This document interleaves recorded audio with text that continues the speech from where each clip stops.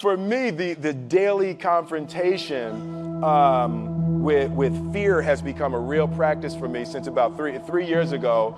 I went skydiving in Dubai, right? And skydiving is a really interesting confront with fear, right?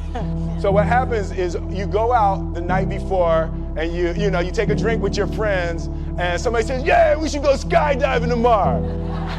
And you go, yeah, we'll go skydiving tomorrow, yeah, and you go, yeah, and everybody goes, yeah, right? And you go home by yourself, you're like, right? You're like, well, I mean, they was drunk too, right? So maybe they not, maybe, I mean, we don't have to go, we don't have to do it. So then that night you're laying in your bed and you just keep, and you're terrified. You keep imagining over and over again jumping out of an airplane and you can't figure out why you would do that, right? And you're laying there and you have the worst night's sleep of your life, but you still have the hope that your friends were drunk, right? So you wake up the next day and you go, down and you say where you were going to meet and everybody's there. You're like, oh, shit. All right, cool, right? So you get in the van and you don't know that your friends had the same night that you had because they're pretending like they didn't. They're like, yeah, man, my uncle's a Navy SEAL and this is going to be great. I've been looking forward to this. And you're like, oh my God. And your stomach is terrible. You can't eat and everything, but you don't want to be the only punk who doesn't jump out of this airplane. So you get there and then you have this safety brief. And you're standing there and the guys will tell you, well, if the chute doesn't open, what's going to happen is well, why the hell, what could happen? That the chute wouldn't open, right? So you do a thing, and what you do is your first jump, you're attached to a guy who is going, he's going to walk you out. So you go and you get there and there's an airplane and nobody's stopping. Everybody's still going. So you get in there, so everything's normal. So you fly and you go up to 14,000 feet and you notice there's a light. It's red and it's yellow and green, right? So right now the light's red. So then you start thinking at some point the light's going to go green but you don't know what's going to happen, right? And you wait and it goes yellow and the light goes green and somebody opens the door and in that moment you realize you've never been in a freaking airplane with the door open. Terror, right?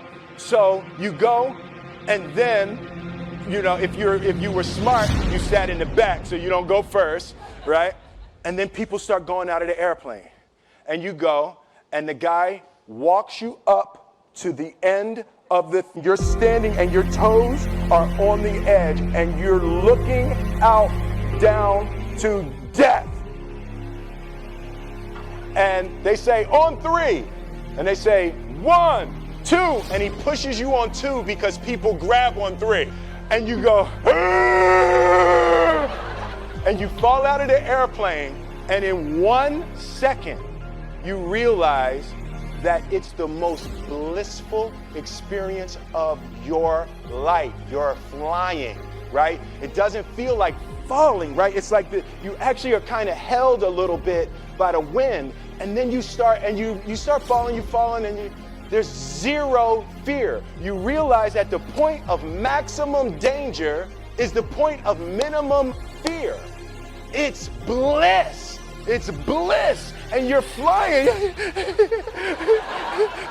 right? And you're doing that, and then 20 seconds, 25 seconds, 40 seconds, and you have enough time to just kind of be like, oh, shit, that's that building, that's not like that one. Oh, you can see the ocean, right? You start doing all of that, and the lesson for me was, why were you scared in your bed the night before? What do you need that fear for? Just don't go. Why are you scared in your bed 16 hours before you jump? Why are you scared in the car? Why could you not enjoy breakfast? What did you need that? The fear is fear of what? You're nowhere even near the airplane. Everything up to the stepping out, there's actually no reason to be scared. It only just ruins your day. You don't have to jump. And then in that moment, all of a sudden, where you should be terrified is the most blissful experience of your life. And God placed the best things in life on the other side of terror. On the other side of your maximum fear are all of the best things in life, you know?